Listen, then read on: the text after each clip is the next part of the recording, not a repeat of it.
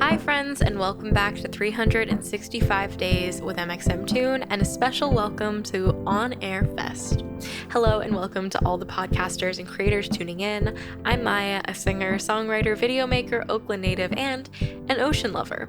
I'm back today for the special episode, and tomorrow you'll be back in the safe arms of my guest host. I'm also a huge history nerd. I love untold stories, gross facts, hidden secrets, anything weird, dark, and funky from the past. Each day I'm going to share some of my very favorite deep cuts with you, so let's dig into today's stories. It's 365 with mxmtoon. New facts every day, so don't leave too soon. I'm gonna teach you stuff, no it won't be tough. Gonna go a year till you've had enough. It's 365 with mxmtoon. On this day in 1900, the United States acquired its first submarine. A 53-foot vessel called the USS Holland that would go on to serve as the blueprint for all future U.S. submarine designs. The Holland got its name from its designer, an Irish immigrant named John Holland who worked for the Holland Torpedo Boat Company. At the height of production, the Holland Torpedo Boat Company could produce an entire submarine every 2 weeks. Holland himself had a rough go of it. Shortly after he arrived in the United States in 1873, he slipped on a patch of ice in a street in Boston and broke his leg. While he rested in the hospital, he feverishly researched submarine design, hoping to one day land a contract to build one with the U.S. Navy. On several occasions, he came very close to achieving his goal, but many of the early designs he submitted for considerations were deemed unworkable. Finally, on May 17, 1897, Holland launched his prototype for Holland VI, the first submarine with the power to run completely submerged for any considerable distance, and the first to combine the electric motors for submerged travel and gasoline engines for use on the surface. This time, the U.S. Navy was impressed, and on April 11, 1900, the patent for what would later be commissioned as the USS Holland, the vessel named after its creator, was purchased for a whopping $150,000. After his craft was commissioned, Holland got to work right away supervising its construction in the Crescent Shipyard in Elizabeth, New Jersey. Although it was rudimentary by today's standards, the USS Holland was flashy and advanced for its time, and contained many of the bells and whistles that still appear today in modern submarines. Stretching 53 feet in length and weighing 74 tons, the Holland came equipped with a dynamite gun in the bow that could fire a 100-pound projectile half a mile. The Holland could reach speeds up to 7 knots on the surface and 5.5 knots submerged. A knot is about 1.15 miles, originally based on how many knots of a rope on a device called a common log that would float behind a ship, and when it was pulled up after an hour, the number of knots that had uncoiled were the number of knots the ship had traveled in an hour. The submarine had a diving depth of up to 75 feet and was manned by a crew of just 6 people. Being the first submarine commissioned by the U.S. government, Holland VI never saw battle and was instead used for research purposes.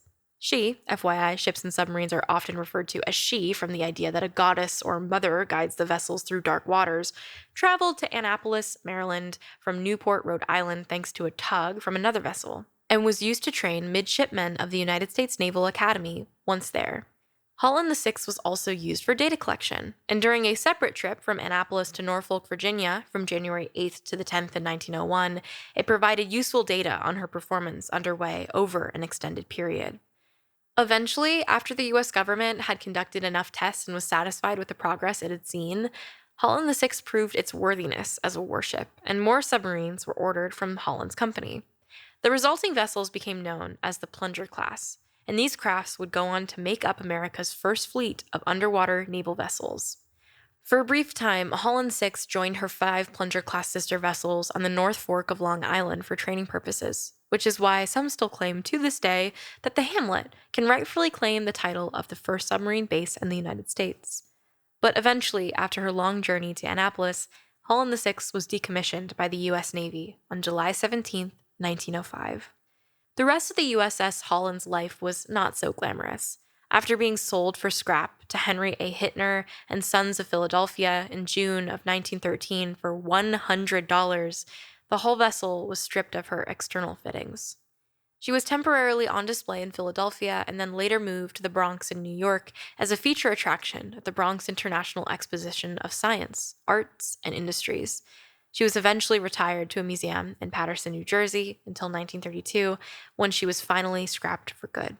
In the century since the USS Holland was decommissioned, submarines have been used to escort convoys in World War I, engaged in unrestricted open warfare in World War II, and were used as strategic deterrence methods during the Cold War. In the intervening years, with the absence of large-scale naval warfare, there hasn't been much use for deployment of submarines as a means of aggression, and with the exception of some Tomahawk vessels used in Operation Desert Storm in the early 90s, American submarines largely haven't fired a single shot in combat since. But make no mistake, the U.S. Navy still employs the use of attack submarines. As of the early 21st century, the Navy's entire submarine fleet is made up of nuclear-powered vessels. Today, in 2017, Canadian singer-songwriter Mac Demarco released his slow jam, On the Level, a groovy, synthy single from his studio album, This Old Dog. A Canadian singer-songwriter, instrumentalist, and producer best known for being a goofy stoner who never takes himself too seriously, Demarco, real name, McBriar Samuel Lanyon Demarco, had already released 2 studio albums previously, 2012's Two and 2014's Salad Days.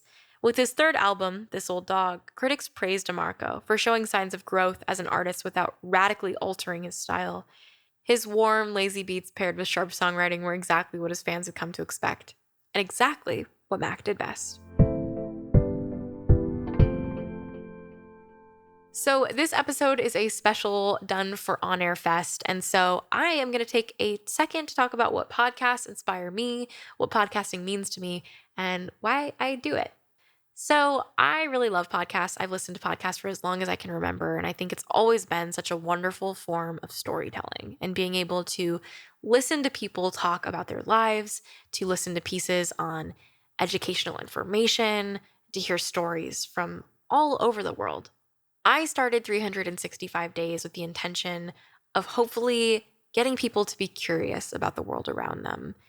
There is so much history in the world. Everywhere we go, there is some story to be told.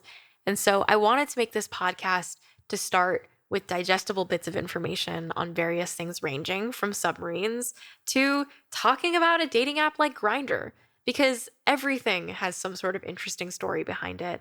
And one of the most important things that we can do as people is to keep asking questions about the things around us. Keeping a love of learning and remaining curious about the world and learning by doing and by listening, I think is one of the most important things that we can do as people. So I made 365 Days with the intention of hopefully providing people a basis to find new things that they can be interested in and find new things that they can love. So that is my personal segment for today's episode. Thank you for listening. Thanks for going back in time with me, and you can remember to subscribe wherever you listen to podcasts so you can come back tomorrow for more facts from yesterday. It's 365 with mxmtoon. New facts every day, so don't leave too soon. I'm gonna teach you stuff, no it won't be tough. Gonna go a year till you've had enough. It's 365